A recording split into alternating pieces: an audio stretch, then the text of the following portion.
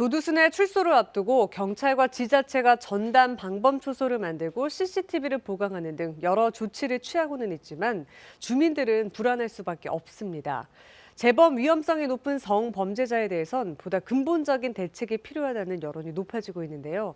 김기은 기자가 보호 수용 제도의 주요 내용과 쟁점 알아봤습니다. 최근 전자발찌 부착자에 대한 관리 감독을 강화하는 이른바 조두순 방지법이 통과됐습니다. 하지만 전자발찌를 찬 상태에서 일어난 성범죄는 해마다 평균 60건에 이릅니다. 지난 3월 아동 6명을 성폭행한 뒤 12년 형을 살고 나온 박모 씨는 출소 8일 만에 여중생을 성폭행했습니다.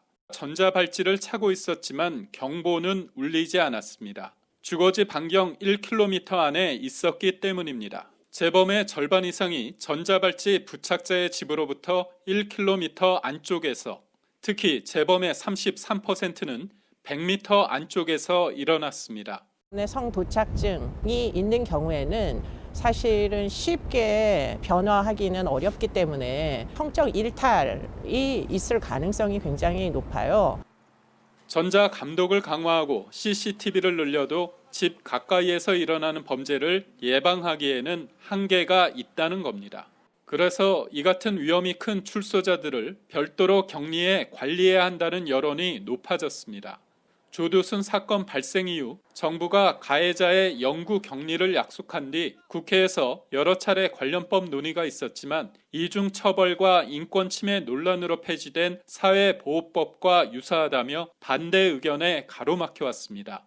이런 가운데 당정이 인권 친화적인 보안 처분 제도를 마련하겠다며 보호수용법 제정을 예고했습니다. 흉악 범죄자의 재범 방지를 위해 격리 등 적극적이고 강력한 대책이 필요하다는 국민의 요구는 높아지고 있습니다.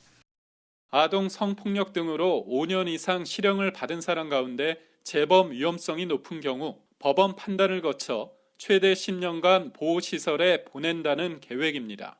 입소에 생활하다 재범 위험성이 사라졌다고 판단되면 즉시 사회로 복귀할 수 있고 특히 친인권적인 시설을 마련해 치료에 방점을 둔다는 방침입니다.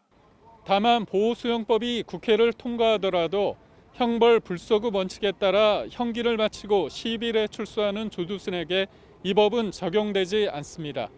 KBS 뉴스 김기웅입니다.